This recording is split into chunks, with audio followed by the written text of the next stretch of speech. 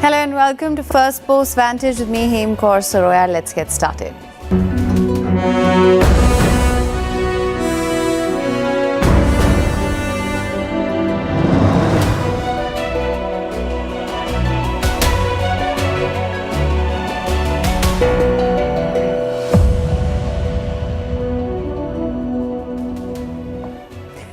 Peace talks went nowhere, so Moscow is once again flirting with the nuclear option. What is with heads of states of nuclear-armed nations? When diplomacy hits a dead end, they don't think to turn around, they think, how can I turn up the blast radius? On the other hand, Trump says mission accomplished in Iran. Iran, the war and the Strait of Hormuz would like a word. They say trust the process, but at this point we have to wonder, does the process know we're trusting it? And is Xi Jinping headed to New Delhi after 7 years, or is this another case of Chinese whispers? When tech pros say they want to change the world, apparently it means changing the world order. They say they're building the future, but they forgot to ask us if we wanted to live in it. We'll tell you about it. And get in line, people, Gen Z has invented a new financial strategy, responsible budgeting for absolutely no reason to be responsible. Fun funds, they're called. We'll tell you about it. And GLP-1s are shrinking waistlines, and brands and retailers are shrinking their collections. When will we realize that people, their wants, their sense of belonging cannot be measured by a size chart? All this and more lined up, but first, the headlines. China warns the US against smearing Beijing with hacking allegations. US law enforcement disrupted internet domains it said were used by Chinese state-sponsored groups. Washington claims NASA, the Federal Reserve and the US Senate were targeted. Russia expels a Romanian diplomat in a tit-for-tat move. Last month, Bucharest did the same to a Russian envoy. Relations between Moscow and the former Eastern Bloc country have been strained since the Ukraine war began in 2022. In May, the NATO member accused Russia of firing a drone targeting Romania. British Prime Minister Andy Burnham set to host French President Emmanuel Macron in London next week. This will be the first visit by a European Union leader since Burnham took office last month. So far, only Ukrainian President Volodymyr Zelensky has visited Burnham in Downing Street. Hundreds of Indonesians marched to parliament. They want harsher penalties for corrupt officials. Riot police were called in to control the protesters. The protesters and the demonstrators want Parliament to pass a bill which has been before since 2008. The bill permits seizing the assets of corrupt officials. And the World Health Organization declares Uganda Ebola free. There has been no new case in the East African country for 42 days. Uganda recorded a total of 20 Ebola cases and 2 deaths. Almost all the people affected had traveled from the neighboring Democratic Republic of Congo.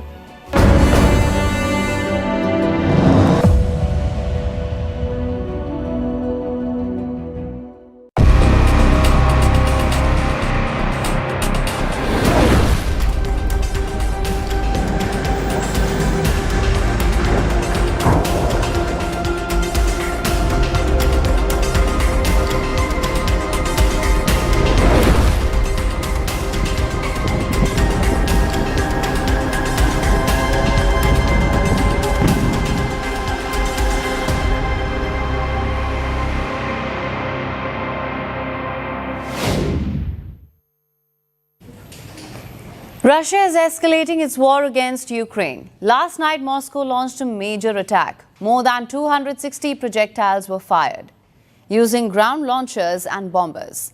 Many missiles hit Ukraine, including the capital city of Kyiv. Civilian warehouses were set ablaze. Bridges were targeted. Industrial facilities were destroyed. Even power grids were blown up. At least one civilian was killed in the Russian attack. Several were wounded. The Kremlin said the attack was in response to Ukrainian drone strikes on Russian oil facilities. And now there are concerns of a bigger Russian onslaught, one that includes the N-word. A Bloomberg report says Russia may be preparing to launch a tactical nuclear strike. The report cites 3 officials close to the Kremlin. It says there's growing concern in Moscow that Vladimir Putin could order a nuclear strike because peace talks have reached a dead end. The report also adds that China and India have warned Putin strongly against the use of any kind of nuclear weapon. Now, before we sound the alarm, let's be very clear. There is no sign that Russia is currently mobilizing its nuclear forces. The report talks about internal discussions and possible strikes. That is different from an imminent nuclear attack. But why is this still a cause for concern? Because tactical may sound small, but nuclear is still nuclear. Let's simplify this. A tactical nuclear weapon is a short-range weapon. It is designed for limited missions like destroying military bases, industrial hubs, or underground military installations. They have a small nuclear yield, ranging from 0.1 to 100 kilotons. The tactical nuclear nukes are designed for attacks, ranging up to 1,000 kilometers. On the other hand, a strategic nuclear weapon is designed for one purpose: total destruction. Strategic nukes can destroy entire cities, even a country, and these are meant for longer range strikes. But there's an enormous catch here. There is no universal definition of tactical, and a lower kiloton yield does not mean lower destruction. Some modern tactical nuclear weapons are more powerful than the bombs dropped in Hiroshima and Nagasaki.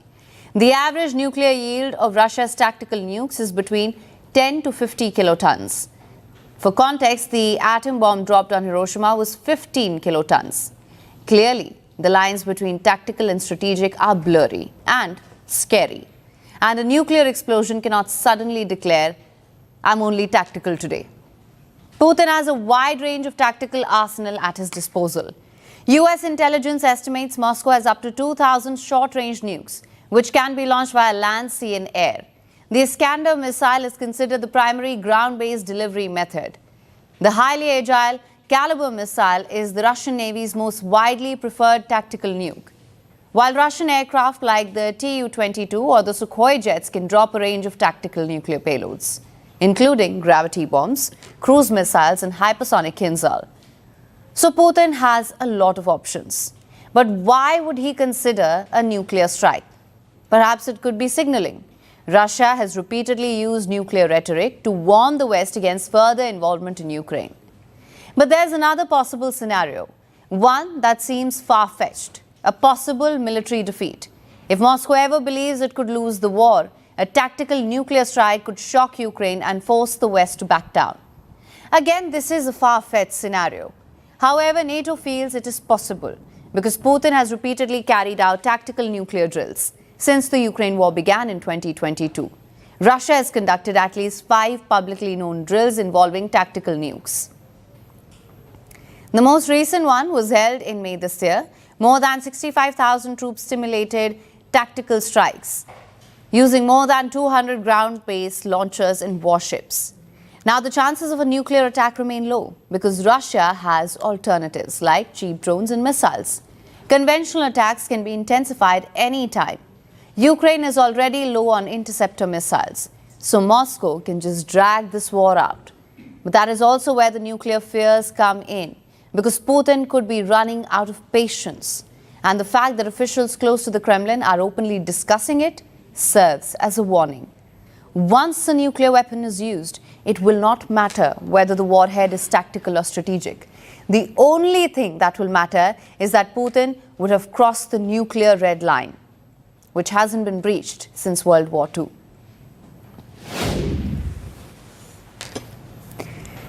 There are few phrases in American foreign policy with more historical baggage than mission accomplished. Former US President George W. Bush used it in 2003. Iraq spent nearly a decade explaining why that mission was in fact nowhere near accomplished. And now, in a spectacular case of history repeating itself, Donald Trump has revived the phrase for Iran. Now, on Wednesday, Trump posted an image declaring Mission Accomplished 2026, featuring himself and Iran's former Supreme Leader Ali Khamenei on one side. And the other side, there's George W. Bush, with the sign reading Mission Not Accomplished. The message is unmistakable. America won, Iran lost, roll credits, except here's a fact check for Mr. President, because Iran is certainly not mission accomplished. Rather, mission announced as accomplished. You see, the image Trump posted may look like a victory poster, but the facts on the ground are considerably less victorious. The conflict has now dragged on for 6 months.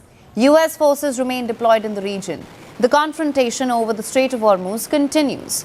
Right now, Iran and Oman are negotiating the opening of a temporary shipping corridor through the waterway. Tehran has not signed a final peace agreement with Washington, and there is no clear evidence that the broader strategic objectives Trump originally associated with the war have been achieved. The nuclear dust, as Trump likes to call the enriched uranium, still remains inside Iran. And so is the big prize he claimed he was going after, Iran's nuclear program. The very program Trump and Netanyahu have spent months obsessing over. Despite killing senior Iranian officials and hardliners, the political system inside Tehran has survived. Its leadership structure remains intact. Yes, the United States has inflicted enormous damage on Iran's military infrastructure, but there are reports of Tehran rebuilding its defenses on an even bigger scale. And most importantly, destroying things and solving things are not the same thing. You can bomb a country into submission. You cannot bomb a geopolitical problem into non-existence. That is the part of war that tends to ruin Trump's PowerPoint presentation. Donald Trump has a curious relationship with declaring victory in his war with Iran. He has said it more than 100 times. It's almost like a nervous student during a viva, totally unaware of the answers, pulling up an embarrassing, out-of-context, one-word answer. And that tells us a lot about presidency, about his impatience. The repeated calls of victory may not be aimed at Iran. They may be aimed at Americans, because domestic politics has its own battlefield. And on that battlefield, uncertainty is poison. Trump cannot afford to look like a president who launched a war and then got stuck in it. He needs to look like the man who launched the war, smashed Iran, and walked away, preferably before anyone has time to ask what happened to the original objectives, especially as midterm elections in the US approach.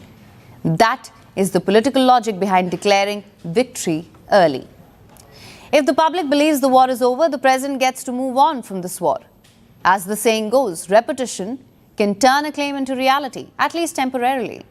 And Trump knows this very well. But if history is any guide, Trump would want to change this rhetoric. Let's play spot the difference. And let's be honest, there isn't any. On the 9th of April 2003, a statue of the leader of Iraq, Saddam Hussein, was pulled down in the center of Baghdad. It was the moment that symbolized regime change. United States and allied forces had launched their attack on Iraq just 20 days prior, 3 weeks on from the day the statue fell. And then American President George W. Bush stood aboard the USS Abraham Lincoln aircraft carrier behind a banner saying, "Mission accomplished." Except it was anything but. The war in Iraq continued for another 8 years on an even bigger scale. It left a trail of death and destruction. According to estimates, more than 450,000 people died in Iraq, and the US had to shell out more than $3 trillion. In 2003, the world witnessed a premature declaration of victory by an American president. 23 years later, we've got a repeat. So what does Trump's latest post signal? That America is about to discover once again that wars have a nasty habit of continuing long after the president has declared them finished.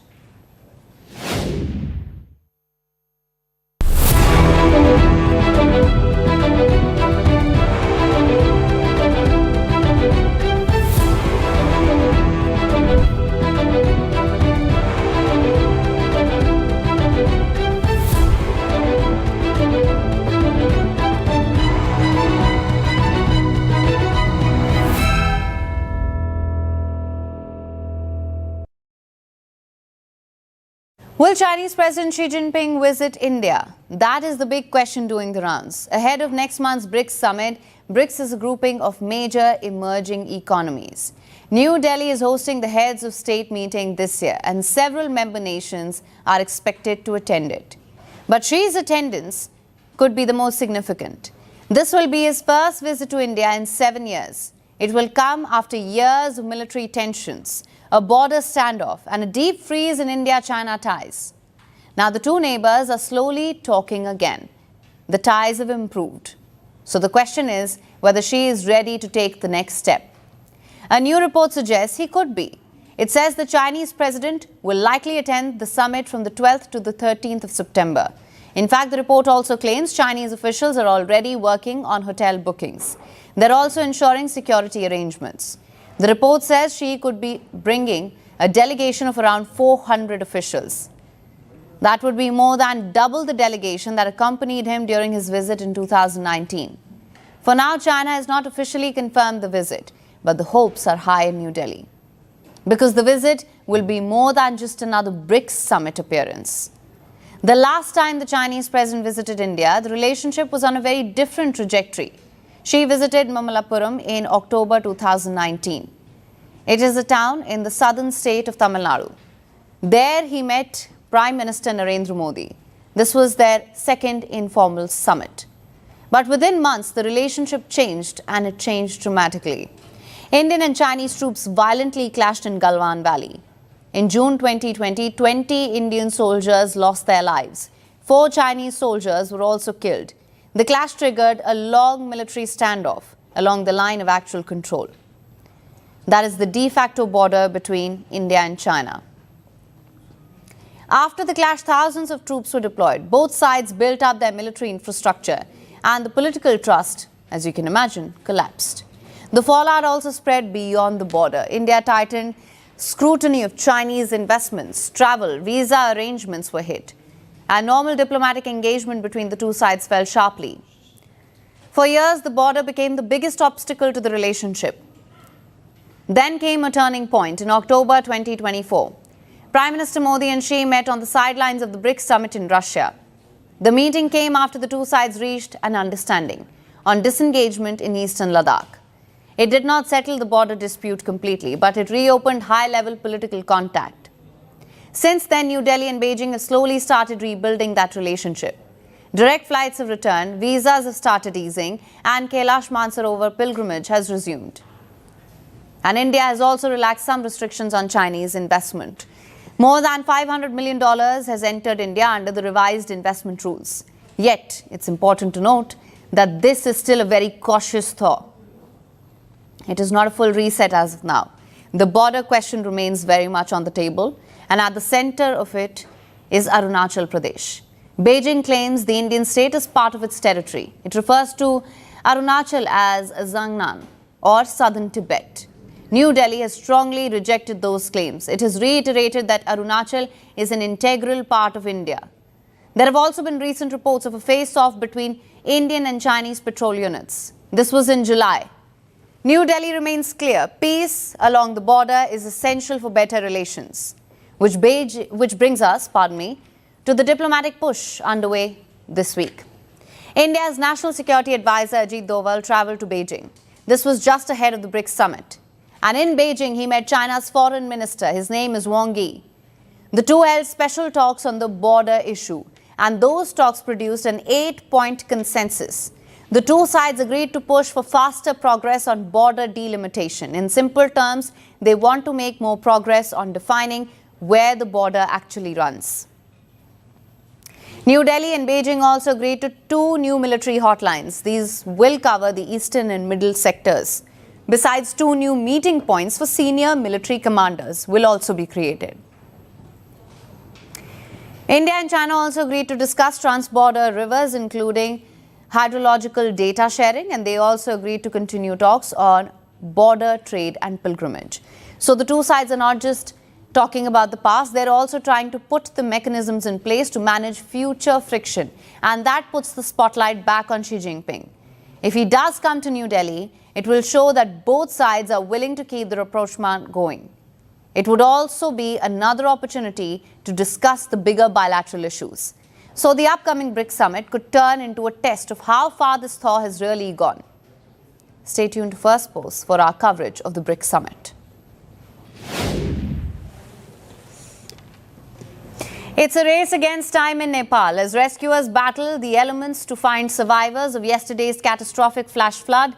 The death toll has exceeded 300 and more than 1,000 people remain unaccounted for, most of whom are foreigners. While aid and relief efforts are underway, some experts warn that Nepal's troubles may not be over yet.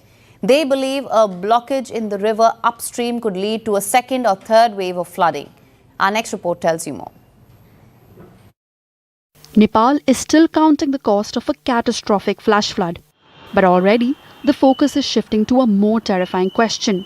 Could there be a second flood coming?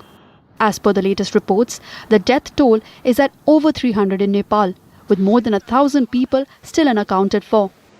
What happened in Nepal on Thursday was nothing short of a nightmare. A sudden, violent surge of water, boulders, and enormous amounts of mud and sediment all rushed down the mountain valleys, turning a river into walls of destruction. The Bhotekoshi river swelled, and the flood waters then surged into the Trishuli river system. In some places, water levels rose by as much as 9 meters in just 30 minutes. We were staying on the upper floor. The water came up to it and covered it. The floor was full of mud. We could not go down to where I lived, even though it was very near, because of the mud. And now, a desperate race against time, as search and rescue operations continue. Nepali army helicopters are flying into areas that cannot be reached by road. The scale of the operation is immense. Nearly 40 kilometers of roads have been destroyed and dozens of bridges have been swept away. Relatives have gathered at hospitals, searching for names, searching for faces, searching for any sign that their loved ones are still alive. He has been missing since 8:30 a.m. yesterday. I could not find his name on the missing persons list. Another family member, my brother Bisal Nepali Fuling from Wolfing Ward number 2, is also still missing. Our big brother is lost. His name is Ram Sharan Rasaili. He is among the missing from Rasua. That's why we are out to search for him. The disaster has struck a major route used by tourists, trekkers and pilgrims heading towards Mount Kailash. Hundreds of foreign nationals are among those still unaccounted for, and Indians are the largest group among the foreign nationals reported missing. Many were believed to be travelling towards Kailash Mansarovar. The list also includes nationals from Ukraine, Malaysia, Australia, Britain, South Korea, among other countries. India has stepped up its response. An Indian Air Force aircraft has flown relief material to Nepal, including food, medicines and other essential supplies. Indian authorities are also working with Nepali authorities to trace missing Indian nationals. South Korea has sent a response team. Britain has offered emergency support. The Red Cross is flying aid into cut-off areas and international rescue teams are joining the search. But even as the rescue operations gather pace, scientists are trying to answer the most important question: what caused the flash floods? The initial theory was an earthquake. A seismic event was detected near the region, but the US Geological Survey later revised its analysis and said the signal was consistent with a glacier collapse and not an earthquake. But scientists at the International Center for Integrated Mountain Development, or ICIMOD, are investigating a different possibility. An ice and rock avalanche high in the Himalayas may have crashed into the Lendeh Khola. The river originates in Tibet and flows towards Nepal as a tributary of the Bhotekoshi. The avalanche may have blocked the river, displacing water and leading to devastation. It's not confirmed yet, but there may have been another step in this chain of disaster. The avalanche may have blocked the river, creating a temporary natural dam. Water builds up behind that blockage, and if that blockage gives way, it can release another powerful flood wave. That's what has experts worried. Scientists say a blockage may still be lodged upstream, near the Nepal-China border. And that means the first flood may not be the last. And this fear is shared also by the director of the Center for Disaster Studies at Tribhuvan University. He warns of the possibility of a second and third wave. There is a risk of second and third waves today or tomorrow. We don't know yet. There isn't high rainfall, but landslide might happen. We are observing, but we didn't know that that would happen on a particular day. Nepal sits in one of the most ecologically fragile environments on Earth. The Himalayas are home to glaciers, snowfields, permafrost, glacial lakes, and steep, unstable mountain slopes. These systems are not static, they are constantly changing. It is too early to say exactly how much climate change contributed to this particular flood. But last year, a glacier lake overflow in Tibet triggered a similar flash flood, killing 9 people. Now, the same mountain system has produced another catastrophic event. So, the fear is that the mountains could still be holding yet another disaster.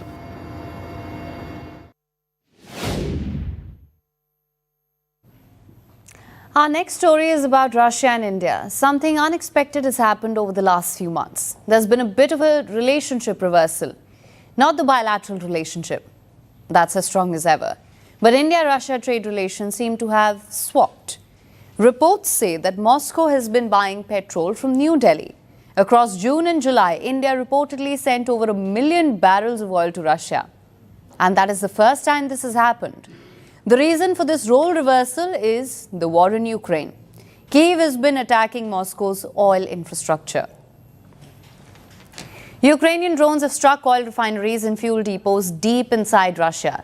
And this has been happening for months. And the result is that Russia, which is an oil giant, is running out of fuel. The country can still extract crude oil from its wells, but it can't refine that crude into the finished product because the refineries keep coming under attack. Without refined oil products like petrol and diesel, ordinary Russians are facing a fuel shortage. The situation is so dire that fuel rationing is also taking place in some regions. This is in Russia, the world's third largest oil producer. So you can imagine how badly the refineries have been hit. But Russian President Vladimir Putin isn't the type to throw in the towel. He's been looking for a solution. If Russia can't refine its own fuel at home, Putin decided to get it refined abroad. And that's how India entered the picture. I am pleased to note that our trade turnover has increased this year. While it dipped slightly last year, it is now on the rise. This is due, in part, and perhaps above all, to the efforts of the Indian Prime Minister, who pays close personal attention to the development of Russian-Indian relations. At the start of our conversation, I would like to ask you to convey my very best wishes to Mr. Modi. I hope to see him soon, as planned, within the framework of the Shanghai Cooperation Organization. That was Putin with India's External Affairs Minister, Dr. S. Jaishankar. He was in Moscow earlier this week, and trade was one of the top items on the agenda during his talks with Putin. The exact details weren't divulged, but let's look at the oil sector over the last few months to derive some insights. In June and July, India imported record amounts of crude oil from Russia. Russian oil imports crossed the 2.6 million barrel mark in both those months. So that's over 5 million barrels of Russian crude entering India. This crude gets refined. A large part of it is consumed domestically. But about 1 million barrels of fuel is sent back to Russia in the form of refined petrol. So essentially, both nations are benefiting greatly. India benefits by getting a steady supply of crude from Russia. This is during a global energy crisis caused by US President Donald Trump's war on Iran. The war has led to the closure of the Strait of Hormuz. About 20% of the world's energy exports would flow through the strait before this war. A lot of this fuel would come to India via countries like Iraq and Kuwait. So New Delhi was looking at a major energy shock had its old friend Moscow not stepped up. And Russia benefits from this arrangement as well. It gets back some of its oil in the form of refined petrol. This comes as its own refineries are being put out of action by Ukrainian attacks. So Russia now has an alternative supply of refined fuel. Reports say the fuel bound for Russia is being refined by Nayara Energy at their refinery in Gujarat. That's where the Russian crude oil is reportedly refined and shipped out. Nayara Energy is partially owned by Russian oil giant Rosneft and also by Russian asset management company. So Moscow isn't really shelling out too much money to have its crude refined in India. It's the classic case of a win-win situation. At least it was up until last month. But August has seen India purchase less Russian crude oil. It has declined to about 2 million barrels this month. That's still almost double of the lows reached in February, but far below the level seen in June and July. The lower crude export levels imply that Russia will import less petrol from India in August. However, there's no guarantee that this slump will continue, especially after the meeting between Jaishankar and Putin this week. The Russian president was keen to discuss trade. So there's a high chance he's looking to give the fuel exchange a boost. And considering the strong ties between Moscow and New Delhi, we shouldn't be surprised if August is a blip and the fuel exchange gets back to full swing in the days to come. Bangladesh wants a new fighter jet, and for that it is turning to China. Dhaka is moving forward with a deal to buy at least 24 Chinese J-10 jets worth more than $2 billion. The confirmation came from the country's Prime Minister's office. Along with the jets, Bangladesh is also planning to buy Chinese helicopters and drones. Here's the big question. Should India be worried? Absolutely not. The J-10 may have become China's export star, but let's not confuse a sales pitch with advanced air power. The real question is, why is Bangladesh buying these jets now, and who will pay for them? Our next report gets you all the details.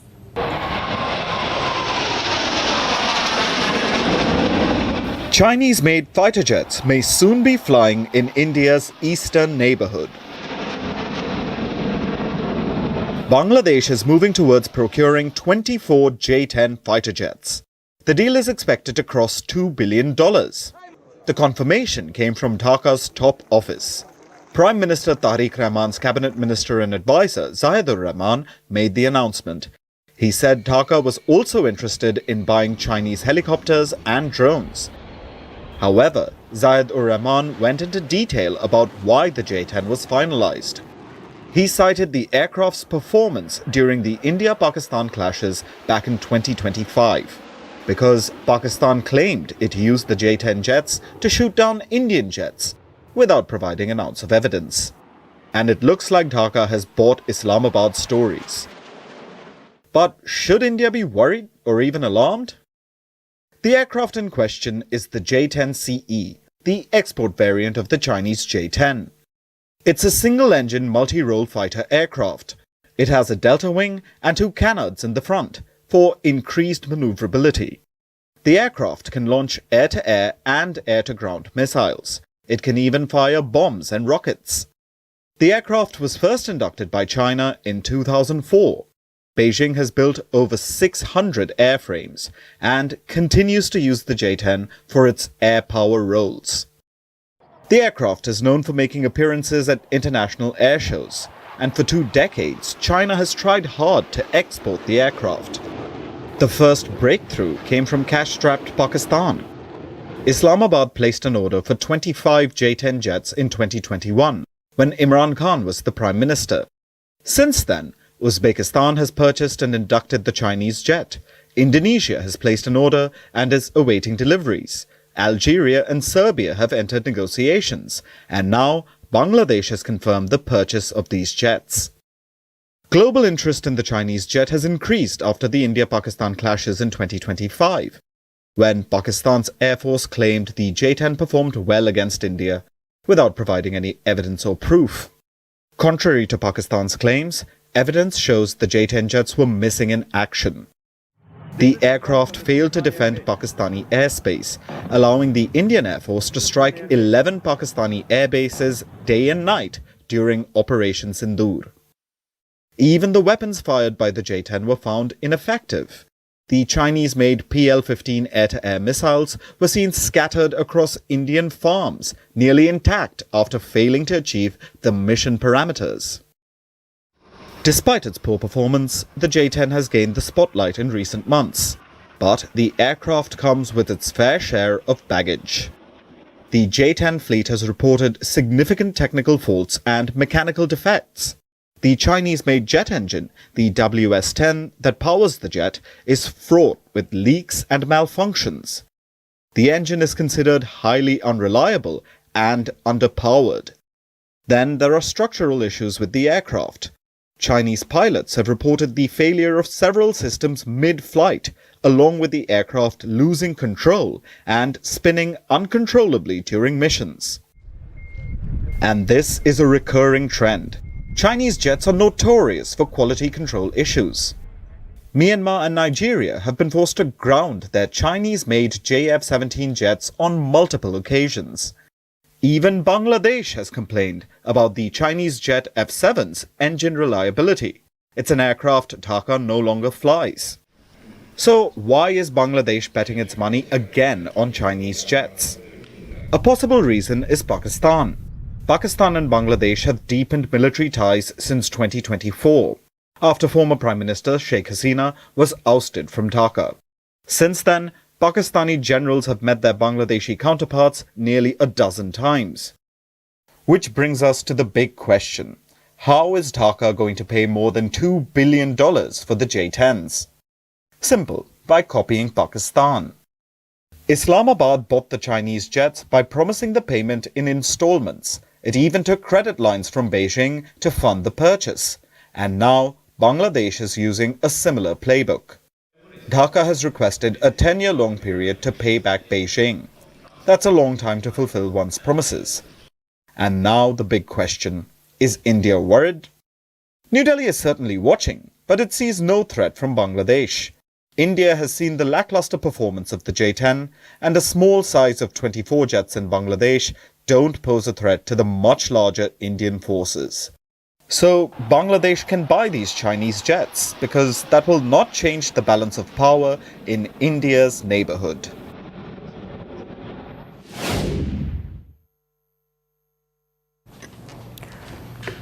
Moving on then, if you woke up and read the news today, you would have seen the Nvidia earnings. And if you were looking for proof that the AI bubble is about to burst, well, bad news. The chipmaker just reported $96.2 billion in quarterly revenue, up 106% from a year prior. Data center revenue, $89 billion, up 117%. The AI party, it seems, is still very much on. But this story is not really about Nvidia. It is about the techno-tyrants of Silicon Valley, the men who promised us that AI would make work faster, companies leaner, and human beings more productive. Except their own AI experiments are starting to go off the rails. Take Mark Zuckerberg, for example. Meta had a plan, a radical plan. Make the company AI native. Replace big teams with smaller, talent-dense groups. Let AI agents do more of the work. And in some scenarios, slash the size of teams by as much as 60%. This was Project OT, short for Organization Transformation. It was Meta's grand experiment in the future of work. And then it started falling apart. Not exactly the AI native dream, more like AI native HR. Meta went ahead with a 10% workforce cut in May. But Zuckerberg called off the second wave of restructuring because guess what? The AI was not delivering the productivity miracle Meta had hoped for. Employees were generating 220% more code, but the actual code making it into the new or improved products up just 36%. And worse, technical and security incidents spiked too. Employees were spending more time firefighting the problems created by AI, and internal employee sentiment plunged. So much so that employees, they protest pamphlets to toilet paper dispensers and bathroom stalls in the US offices, asking workers to sign a petition against the new software. Staff feared that Meta was using their daily keystrokes and clicks as training data for AI. Meta's internal employee sentiment score fell from 74% to 55%. Later, Zuckerberg admitted that AI agents had not accelerated as fast as he'd expected, which is a rather polite way of saying the robots were not ready for the robot jobs. But Zuckerberg is not alone. There's OpenAI Sam Altman too. While Meta was trying to teach AI how to do its employees' jobs, OpenAI was learning something else, that AI agents can sometimes go rogue. A new investigation has revealed that a rogue swarm of roughly 700 OpenAI artificial intelligence agents banded together to launch a coordinated cyber attack. Their target? Hugging Face, the world's largest open source platform for AI and machine learning. These aren't your everyday passive chatbots waiting for your prompt. This was a digital mob. They exchanged tens of thousands of messages to coordinate their moves. Some of these AI agents attempted to cheat on evaluation tests to artificially inflate their scores. Others actively hacked into secure systems. And it gets worse. OpenAI itself has admitted that it owns its own autonomous agents, turned around and hacked into OpenAI's own infrastructure. These machines were not just making random software glitches or errors. Some of them were actively trying to hide their own mistakes. Now just think about that. We've officially entered an era where the software is smart enough to sabotage its creators and cover its tracks. Then there's Anthropic. The company is selling one of the world's most powerful AI models, except this week it told its San Francisco employees don't come to the office, work from home, because its security contractor warned of a possible strike. But you know what the funny part is? The union representing those security workers said that no such strike had even been called. And speaking of tech bros, how can one forget the world's richest man, Elon Musk? His entire empire continues to swallow billions whilst prioritizing ways to shoot rockets into the orbit, only for them to fail and create space junk. What do all of these titans have in common? A complete, staggering, almost pathological lack of empathy. They assure us that everything is perfectly under control. But why should they care about rogue AI swarms or space debris when there is money to be made? They are so consumed by their upcoming IPOs and market valuations that they've developed a total apathy for the risks they are unleashing onto society. Just look at what's happening. To power this grand vision of progress, the tech tyrants are quite literally cannibalizing the physical world. Their data centers, they're stripping our lands of water and electricity to keep these millions of silicon chips from melting. They're consuming billions of gallons of fresh water, leaving entire communities parched. They're quite literally destabilizing our natural ecosystem to make a virtual one. They're taking away water from agricultural lands just so a chatbot can save a middle manager 3 minutes on an introductory email. This is the Mount Rushmore of techno-tyrants, the men who are running and ruining the world, one code at a time.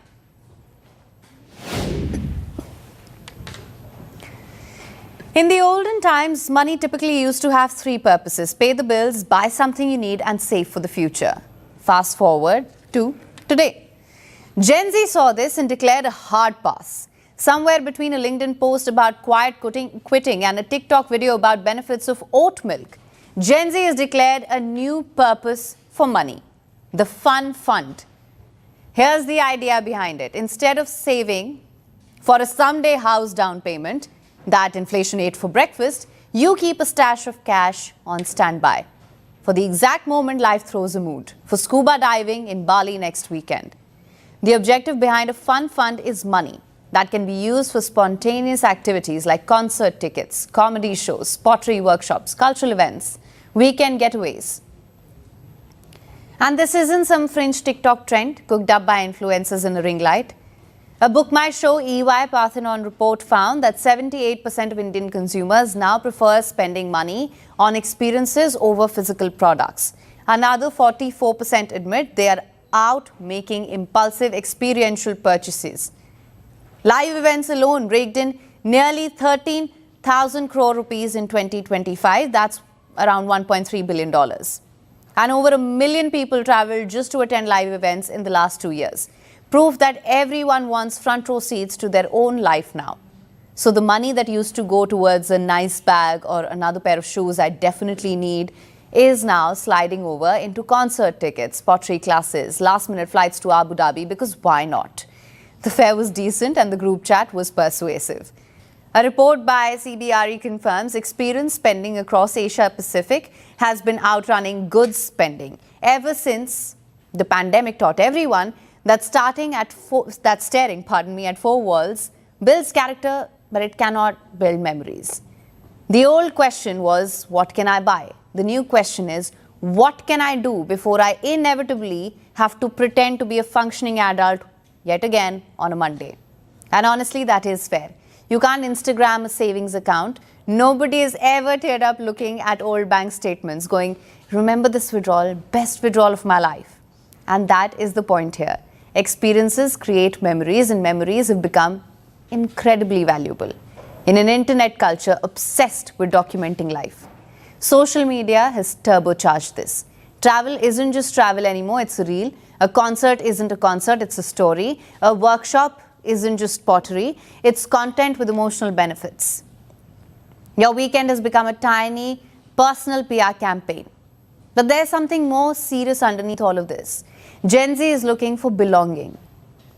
A concert isn't just music now, is it? It is thousands of people screaming the same lyrics. A cultural festival isn't merely entertainment, it is community. This is also an inconvenient news for brands that spend decades yelling into billboards, hoping someone would care. Turns out Gen Z don't want to be advertised anymore. They want to be invited in. A concert or a festival isn't just entertainment, it's a whole identity showcase, a personality flex, if you will. Brands that show up inside the experience get remembered. Brands that just slap a logo on a banner get the same energy as a skippable YouTube ad. You must have been thinking that Gen Z cannot save money. If they could, why would someone need a fun fund after all? But here's another reality. A report by fintech platform states that over 5 lakh Gen Z salaried employees use more than 70% of their monthly spendings toward everyday needs and financial commitments. So no, they're not torching their rent money to go glamping. They're just refusing to let every remaining rupee remain untouched. In a savings app that gives them maybe 3% interest, zero dopamine, the fun fund isn't reckless spending, it serves a generation that watched the buy a house, get married, retire happy script. That script was rewritten by inflation, gig economy chaos, and a pandemic that reminded everyone that plans are basically fan fiction. You can call it impulsive, you can call it unwise, or call it what it actually is. Gen Z deciding that a life well experienced beats a bank balance well padded. The GLP-1 revolution is changing more than what's on the dinner plate. It is fast changing what's on the shelves in stores too. As millions turn to drugs like Ozempic and Mounjaro, they're also moving through clothing sizes. As a result, retailers are now reconsidering how much space they want to give to plus-size fashion. And here we are, after a decade of talking inclusion, our bigger sizes now being squeezed out of fashion. The body positivity era may have gone out of fashion. It may not be as profitable, but the bodies it was meant to include, they are still here. And here's the problem. We're treating GLP-1 as the death of plus-size fashion. Bodies are not trends. Here's our report. GLP-1s are shrinking more than waistlines. They are taking plus-size fashion with them. For years, the body positivity movement fought for more room in a world obsessed with only one prescribed body type. And slowly, fashion brands and designers started to evolve. This was the message. We see you. Then came Ozempic. And suddenly, fashion seems to have forgotten the message. Retailers are saying, actually, we are not sure we do. After a decade of expanding size ranges, some major retailers are now shrinking them again. Many popular brands which had extended women's sizing in the US up to 4XL are slowly removing sizes 3XL and 4XL. Why? Because they say demand wasn't high enough. H&M, which announced in 2023 that it would extend women's online sizing in the US up to 4XL, has since removed 3XL and 4XL. Retail intelligence data shows larger size offerings have also been declining at brands including Aritzia, Mango and Zara.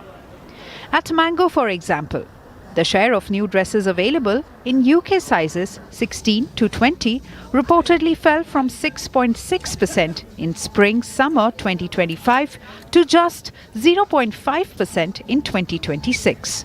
So what happened? The fashion industry discovered GLP-1s and immediately found a way to make the side effect someone else's problem. The numbers make the timing hard to ignore. According to PwC, 21% of US households now include a current GLP-1 user, up from 9% in January 2025. In the UK, around 9% of adults have used a GLP-1, with usage projected to rise further. And this isn't a tiny niche population injecting itself thinner. Gallup found that 11% of US adults were currently taking GLP-1 medications for weight loss in 2026, nearly 4 times the 3% recorded in 2024. PwC says 73% of surveyed GLP-1 users reported a meaningful change in clothing size. Apparel spending among users also rose 9.9% after 6 to 8 months as people replaced clothes that no longer fit. Reports suggest that 80% of GLP-1 users anticipate needing new clothes because their size is changing, while 55% have already bought clothing or footwear for that reason. So the fashion industry has a rather strange problem. People are buying more clothes, but the clothes they need are moving down the size chart. Just a few years ago, fashion was having its body positivity moment. Plus-size models were on magazine covers. Brands were proudly adding XXL, 3XL and 4XL. Representation became a marketing strategy, and shopping for a larger body was becoming less of an expedition. Now the pendulum appears to be swinging back. The explanation retailers are comfortable giving is this: demand. Retail analysts, however, point to the rise of GLP-1s as one factor retailers cannot realistically ignore. Because if customers are moving through sizes, sometimes rapidly, the old retail model starts looking a little tight. Retailers have to decide how much inventory to make in every size before they know exactly who will buy it. And larger sizes already cost more to produce. According to industry figures cited by Bloomberg, making an XL garment can cost up to 60% more than making an XS, partly because it requires more fabric. When margins are already being squeezed by weak consumer spending, tariffs and rising costs, the spreadsheet starts whispering, maybe don't make as many 4XLs. The spreadsheet, as usual, has no feelings. But plus-size customers didn't disappear. More than 60% of US women still wear size 14 or above. According to data cited by The Guardian, and GLP-1 use does not mean everyone taking the drugs will remain smaller forever. People fluctuate between sizes. The industry is responding to a body volatility by making fewer clothes for the bodies that are volatile. And this isn't just about a missing 4XL on a website. The businesses built specifically for larger shoppers are struggling. Torrid, which serves women in sizes 10 to 30, closed 151 stores in fiscal year 2025, reducing its store count from 634 to 483. Its comparable sales fell 7% for the year. And that creates a vicious little fashion cycle. If you're losing weight, you may not want to spend $200 on a new wardrobe every time your body changes. So you wait. Then you lose another size. So you wait some more. Meanwhile, a specialist plus-size retailer is sitting there thinking, please buy literally anything. There may be one big winner in this shrinking size economy: fast fashion. Because when your body is changing every few months, why invest in a beautiful, expensive wardrobe? This is one reason shoppers are increasingly turning to ultra-cheap online retailers that still offer very large sizes. And here's the problem. The brands filling the gap are often the brands already facing the loudest criticism over overproduction and waste. So fashion has somehow managed to turn "I need clothes because my body changed" into giving you another reason to buy 14 dresses you'll wear twice. There is a problem with treating GLP-1s. As the death of plus-size fashion, bodies are not a trend.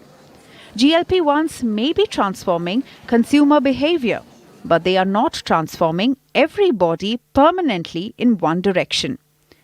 Weight fluctuates. People stop treatment. People start treatment. People age.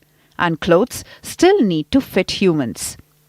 The danger for retailers is that they mistake a rapidly changing market for a permanently shrinking one. Because the fashion industry has spent years learning that exclusion is bad for business.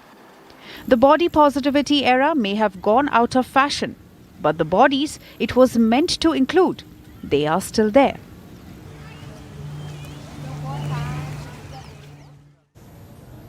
As part of our weekend special series, we take a closer look at the people who changed history. He was a lawyer, an activist, and for the apartheid state, its most wanted enemy. In 1994, he became South Africa's first black president, reshaping not just his nation, but its place in the world. This is the story of how a man once called a terrorist became a statesman who chose reconciliation over revenge. This is the story of Nelson Mandela. Watch it this Sunday at 9 a.m. A Firstpost special series, The Revolutionary.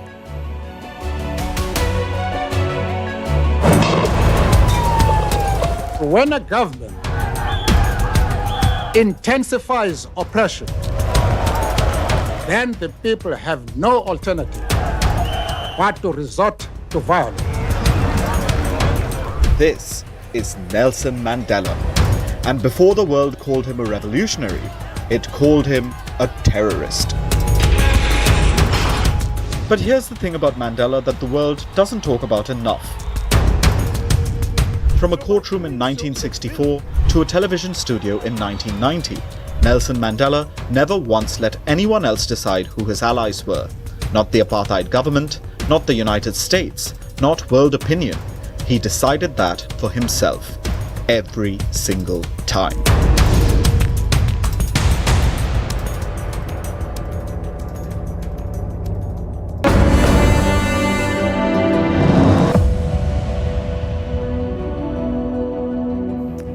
The prodigal son of the United Kingdom is back. Prince Harry has returned to Britain with Meghan Markle and the children in tow. The non-working royals have finally relocated because clearly one side of the Atlantic wasn't enough for the drama. There's no word yet on how the royal family feels about the homecoming, but Britain has already been divided. Some are celebrating, some are complaining, and some are just waiting for the next family explosion.